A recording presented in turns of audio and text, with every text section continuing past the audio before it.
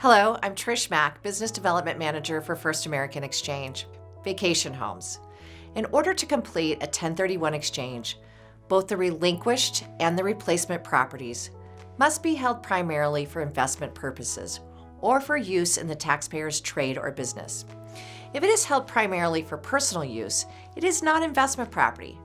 Primary use is a key issue, and in 2008, the IRS issued Revenue Procedure 2008-16, adding clarification. The ruling establishes a safe harbor, which, if followed, guarantees that the IRS won't challenge whether a second home qualifies as an investment property. The safe harbor rules. Relinquished property must be owned by the investor for the 24 months immediately prior to the exchange. In each of the 2 consecutive 12-month periods prior to the exchange. 1. The investor must rent the property for at least 14 days at fair market value. And 2. The investor cannot use the property more than the greater of 14 days or 10% of the total number of days during the 12-month period that the property is rented at fair market value. The same time period rental and use rules apply for the replacement property, triggered after its acquisition. Personal use limits. The limitations on how much the investor can use the property during the 24-month time frame include use by people other than the investor.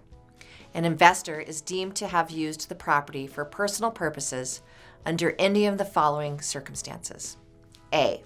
If he or a co-owner uses the property. B. If any family member of the investor or of another owner of the property uses the property. C. If an individual uses the property in such a way that enables the investor to use another property, i.e. a timeshare trade. D. If any individual is renting the property for less than fair market rent. The criteria set forth in the revenue procedure create a safe harbor. In other words, if all of the requirements are met, the IRS will not question whether the relinquished and replacement properties are held for investment purposes. Some practical tips. Follow the guidelines in Revenue Procedure 2008-16, if possible. If you are unable to follow the guidelines in the Revenue Procedure, treat the property as investment property for tax purposes.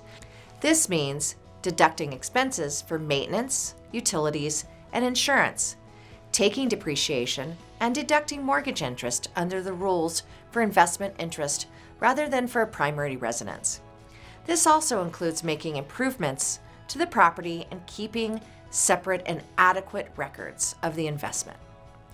Finally, understand that if the property is not rented, it is an uphill battle to establish it as an investment property if there is any personal use.